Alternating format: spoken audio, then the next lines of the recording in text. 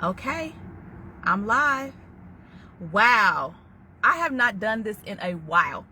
Usually, I don't do lives. I haven't done them in a while, but I need to practice. And I want to prepare for a live that's going to be going on this week that I'm doing with Miss Regina Warren, so shout out there. But long story short, this is Saturday, so happy Saturday to you. This is what I call Survivor Saturday, if you've been following me. So hope you can hear me.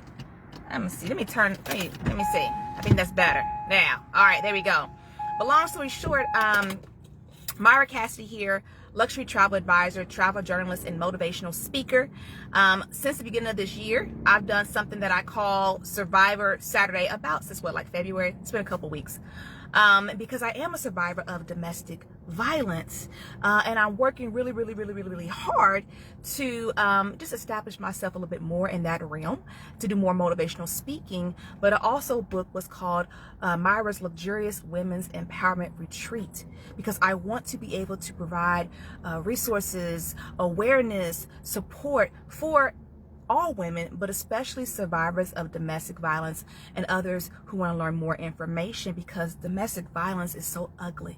It's messy. There's so many stories.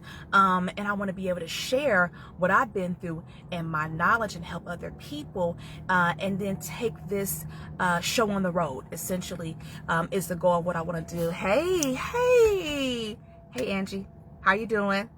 So that's the goal of what I'm trying to accomplish. But I usually don't do Facebook Lives, but I need to practice much more, because I'm at an opportunity where I'm able to speak more and I'm able to get more media coverage, and I want to be prepared. So I figured, let me go ahead and do this live today so that I can kind of practice.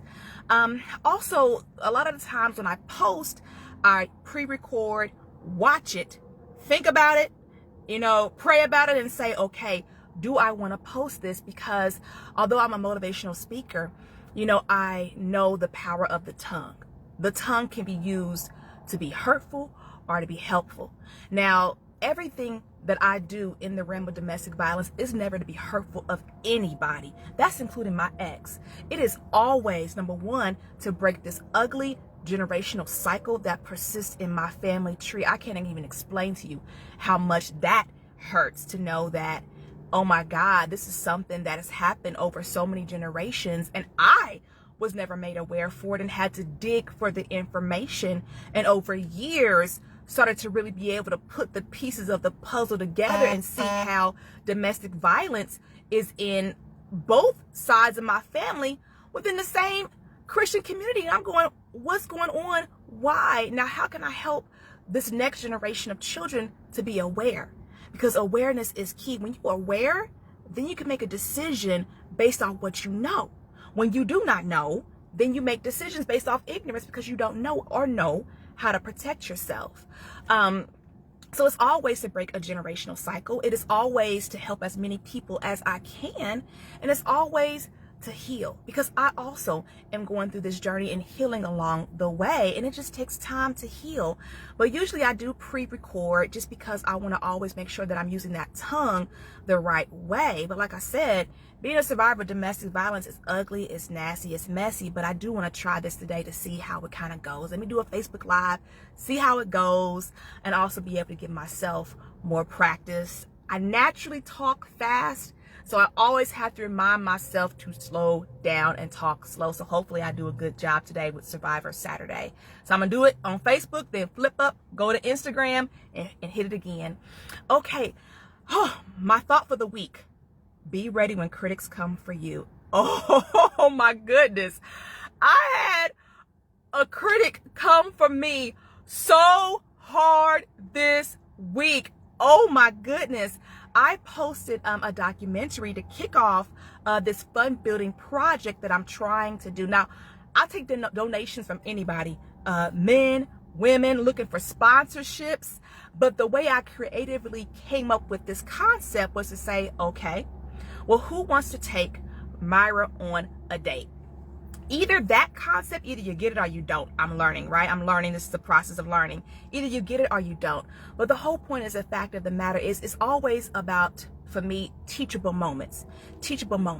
Now, being a Christian woman, disclosure, I was raised one of Jehovah's Witnesses, and that in itself, I feel like since I've been more authentic about the fact that I was raised as a witness, that I'm an active witness, and that I personally left. I don't talk bad about the faith, but I personally left because it wasn't a safe place for me.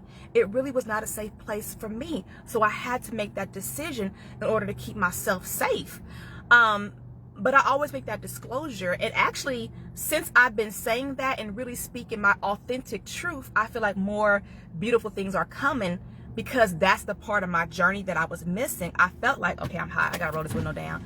I felt like I was telling an authentic story, but I really wasn't, just because when you're raised as one of Jehovah's Witnesses, it's ingrained in you, don't talk bad about the truth.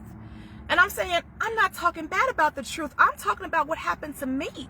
And I know for certain that I did all that I could to hold on as long as I could. Everything I could. You know, when I wrote my book, available on Amazon, Let Mia Tell It, I wrote that book because I didn't have any other choice. I had finally got the courage to file for divorce, and my anxiety level was so high that I was shaking. And I had to figure out a way to deal with existing in this space daily. So I pulled out a piece of paper. Actually, no, it wasn't a piece of paper. It was on the typing. But I pulled out a computer and just started to type and go at it and go at it and go at it. And literally in 2 weeks, I was done. And I felt so much better. And writing is something I've always done. I've always kept a journal since I was small. So I guess in me, this ability to be a writer always existed, but the trauma just kind of, like a car, put it in gear, you know. So long story short, that's another reason why I always try to be careful about pre-recording things, because I don't want to say something wrong. Sometimes you can speak and, you know, you don't say it doesn't come out the way you want it to come out, and you know what I mean. But you know what, maybe it's just not that deep. Do the best you can, and people are going to get it or they don't get it. But long story short, I had a critic come at me so hard this week. So I've learned from this experience that I got to be ready, right? Everyone's not going to always agree. I'm not going to always be believed. That's kind of why I am where I am today. I wasn't believed, or I wasn't believed enough. I wasn't believed enough because enough wasn't done. I mean, even to the point when I'm showing a videotape, this is him, this is me, I'm being attacked. You know what I'm saying? And it's still like, oh my God, what do I have to do to be believed? It's like, I should not have to go through this. I shouldn't. I really shouldn't. So a critic this week, I posted a documentary to kick off Who Wants to Take Myra on a Date. See, I went side. That's another thing I try not to do, is go all off topic. The purpose of Who Wants to Take Myra on a Date is because within the faith of Jehovah's Witnesses, even when you're divorced, you're still married by the law of the land. And even though I was divorced, I did not go out here pursuing what's called a third party. I wasn't out here dating a man. I wasn't out here going on dates. And I found out that, oh, okay, I'm free to marry now at the end of January. And I was like, well, okay. Well, interesting how I stuck to my convictions so firmly, and to see how everything transpired, you know, you get to feel in some kind of way, and you know that you did what you were supposed to do. And also, for the fact of the matter is, I've seen other women in the same situation of any kind of background, but even in the faith of Jehovah's Witnesses, who were also victims of violence, that what they chose to do was to commit adultery because they couldn't see no way out. And honestly, I've been there. In 2010, and I'm going to explain that. I thought about it. I was that woman at one point. I thought about it. I thought about cheating just to get away, but I didn't. So the fact of the matter is that for the 4 years that I was in this state of limbo, still, you know, divorced by the law of the land, but not in God's eyes, I still maintained conviction of 1 Corinthians 7:12. I still did that. And I think that now that I still kept myself morally clean, because I'm a Christian woman. I follow those biblical teachings to the best of my ability, though I don't have a faith home, we'll call it. Currently, I love my word, So long story short, I'm so proud of myself for that, and that's kind of the purpose, right? I'm trying to raise these funds to book the Alexander for an event September of 2022, and how to think of a way to raise the funds. So that's one aspect. Okay, who wants to take Myra on a date? Hashtag that. There's information on my website, MyraCassidy.com, about it, including the documentary. But that's one aspect of it. So any gentleman who's interested would just give a donation via PayPal or Cash App, and whoever donates the most gets the date. Or I'm also taking general donations or sponsors. So definitely looking for sponsors, and things are moving. The wheel is moving. It's looking good. And this is running until the end of the month. So definitely spread the word about that. But long story short, the critic. Oh my God. I posted my documentary about my journey because I want people to know my story. I want you to be able to understand where I'm coming from. You know, and to want to get involved, to understand my why. Why is she doing this? What are you talking about? What is this all about? So I posted my documentary. It's on Facebook. If you go down to February the 20th, it's there. That's when I kicked off this fun building project. And I also posted it on my YouTube page. So on YouTube, I had this critic. Oh my goodness, this black man come at me so hard. Literally, he watched that documentary and it was like 7 comments of just, this is not emotional abuse. I mean, I was just kind of like, oh my God. First of all, like, you would think 1 or 2 comments. Dude, you posted 7 comments. You really posted 7 comments. So of course I deleted them. And of course I'm not going to sit and read every one when you obviously just want to come at me and not have, you know, anything positive to say, or, you know, even if it's constructive criticism, or even if you really feel like, nah, sister, I don't really believe this. It's a certain way you can express that, and I'm going to respect your opinion. I don't have to agree with it, you know. But came for me so hard. So what that taught me was, Myra, you're going to have to be ready, because people are not going to believe you. You've already been through that. You're not going to always be believed, right? You got to be prepared. You got to be ready. You have to be able to accept the good with the bad. But let me also tell you about how Almighty works and how I see him existing in my life. You know, when I went through this, when I finally decided to leave the faith, June 2020, I was at this weird place in my life. So for June 2020 to literally like December, January of this year, I just felt like I couldn't feel God's presence. I was just so upset about everything that I had went through. And I couldn't think of any scripture to even explain that. And an individual I was talking to in passing told me his journey. And it helped me to appreciate, you know what, Myra? It happens to men too. It happens to men too. And I'm going to tell that one another time because it's going to be kind of lengthy. But one thing I appreciate about this man, he gave me my new favorite scripture there in Job. He said, and you know, different translations, I looked at different translations to see which one I kind of wanted to go with the most. But he said, though you slay me, I will serve you. And I was like, that's it.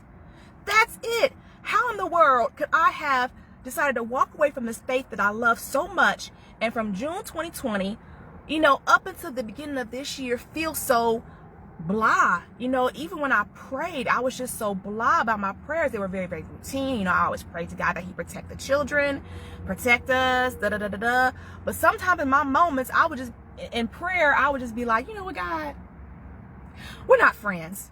Because friends don't do this to friends. Look at all that I've been through. You know, I was really, really going through it.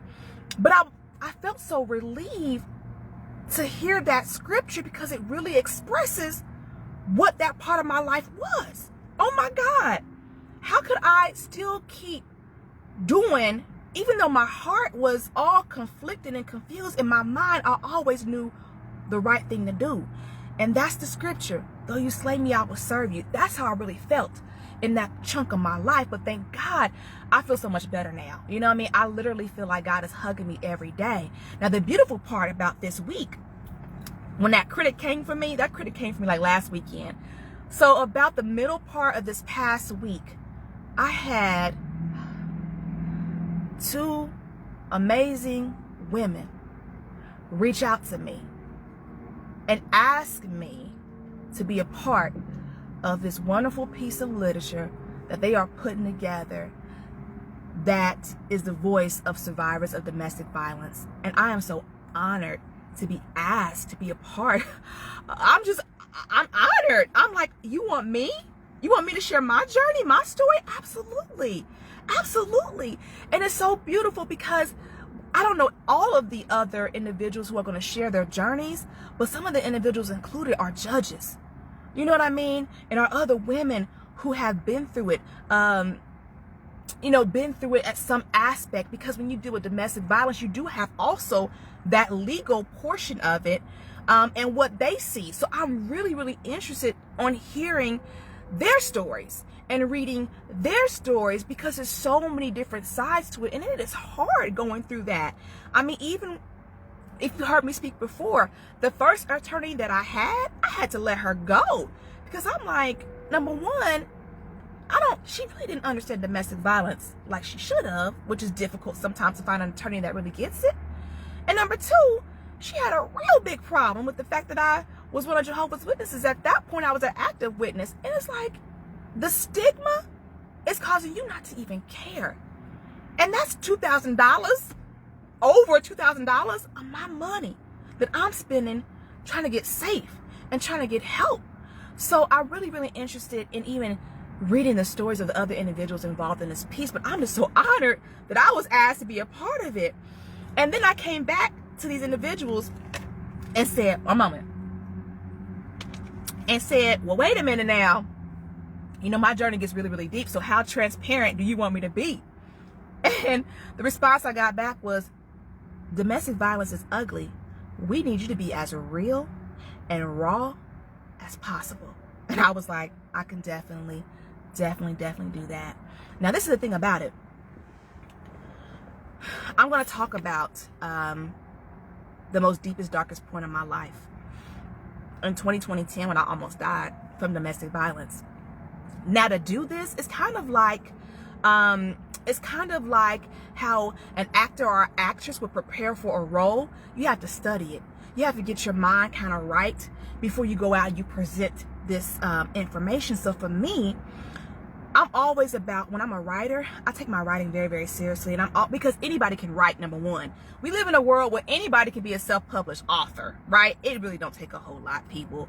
I mean, you can write what you want to write, put it in Grammarly, go to KDP and publish it. You can go to Canva and make a book cover page if you don't have a graphic designer to do it.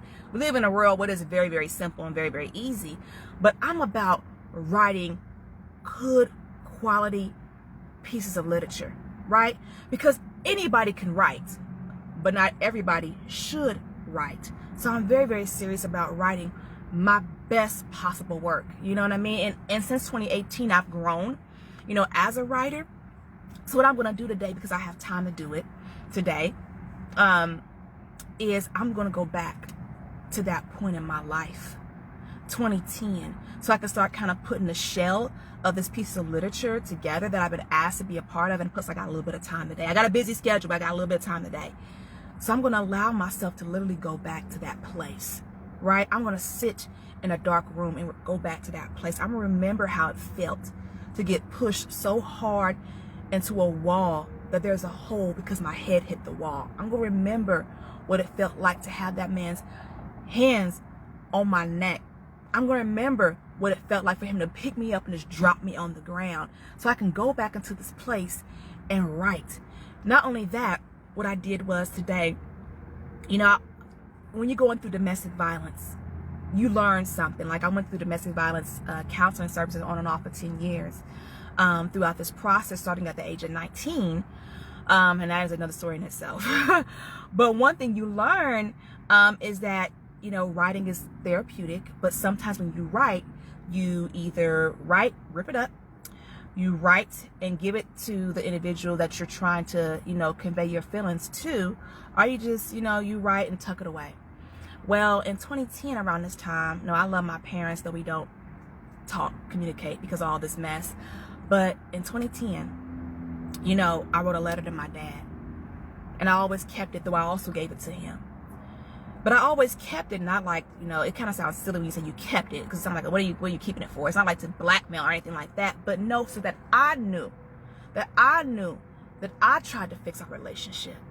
I knew I did. So I kept that, and it was around that time, really just pouring my heart out and saying, why is it that I was sexually assaulted as a child? We never talked about it. We ain't never talked about it. Why? Why is it that I've never seen you come over and get in this man's face and tell this man to stop putting his hands on me? Why? So I had to go back, and pull out that material, and because I'm going to read through it. I skimmed over it and was like, okay, let me stop because I don't want to get too emotional right now. But later on today, I'm going to read it. I'm going to read another piece of information that I kept so that I know. Because sometimes people try to play on you like you crazy, like you ain't, or even when it's the manipulative portion of domestic violence, and then individuals who are called, I can't think of the terminology they're called, but when an abuser uses them to get to you, they want to help to minimize the behavior, make you think it's not all that bad. Well, at that time that I was going through this horrible depression in 2010, as one of Jehovah's Witnesses, if you feel that your husband is having an affair, you can't just say he's having an affair. You got to have solid proof, right? And I spoke about this in my documentary as well, is having to get the proof and take it to these elders and say, yeah, I think he's having an affair. And looking at that information, I just was like, oh my God. It wasn't just one woman. I was like, oh my God, it was women. Oh my God. And I remembered, this morning when I pulled out this information, because I had it tucked away outside of my house, and looking at it again, it's just kind of like, oh my God, I'm ready to go back there simply for the fact that I want to pull out this amazing piece of literature that's going to help somebody else. But I gotta be willing to go back there and remember certain things and recall it, to pull it out and to pull out this extensive piece of literature that I'm hoping to accomplish, because I want this to be my best piece to date. But I got to get in the mind frame to do it. So when I was just kind of skimming over the information that I showed the elders, because I had to have proof, I'm like, oh my God. But one thing that disturbs me about that meeting that I had with those two brothers is the fact that, what? I need y'all to read everything that this is saying. Every piece that this is saying. I remember it just being like, we're going to skim it. We looked it over. No, read everything and look it over and see the hurt that I am going through. How hurtful it is to know that your Christian husband is up here telling other women he ain't got no kids and no wife. And he's up here praying? What? Do you understand the hurt that I'm feeling? And one thing that I had to learn and appreciate through the process is sometimes when you're a female and you're talking to a man or men, though they should be compassionate, right? Men should understand who are leaders. But if you're emotional and crying and you can barely get out what you're saying, something about the way men process, sometimes they shut down and it's not getting through. It's better to be able to, like I'm talking right now, it's better to be able to state the facts, because it comes through better. So for me, it's like, oh my God, it's going to take a little courage for me to go deep, but I'm going to go deep simply for the point that I want to produce this wonderful piece of literature. And like I said, if you watch my documentaries on my YouTube page, the information that I presented wasn't enough for me to say that he was having an affair. Plus, he said he did not do it.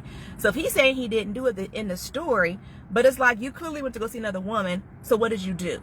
You clearly were communicating with all these other women. So what in the heck was going on? You know what I mean? But I had to remember, and I'm going to have to remember what this time frame of my life was like, so I can pull out this wonderful piece of literature. So I'm just so grateful and honored that these women thought to include me, and I'm really, really anxious about that. I have no idea how long I've been talking, so I'm gonna stop right now and go on about my day. Hopefully I presented this live in an excellent kind of way. But also, if you've been watching my Survivor Saturdays, you know I always go out to my song, right? Oche Igboyi. Wonderful, wonderful man, wonderful father, wonderful artist, musical genius. He put together this piece for me called Alive. I love it. I go out to it every Survivor Saturday. In September, it's going to play in my conference. Oh, man, I love this song. Let's go out to it. I hope you have a wonderful Saturday. Here we go. Oh.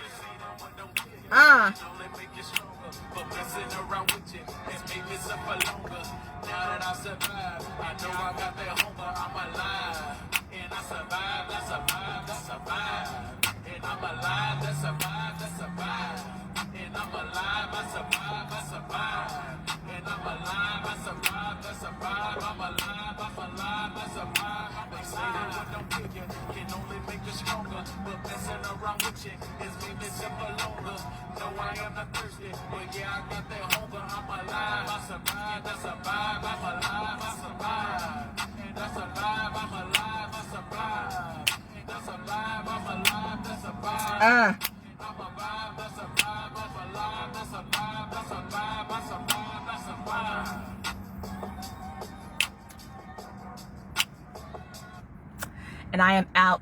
I hope you have a wonderful, wonderful Saturday. See you next week.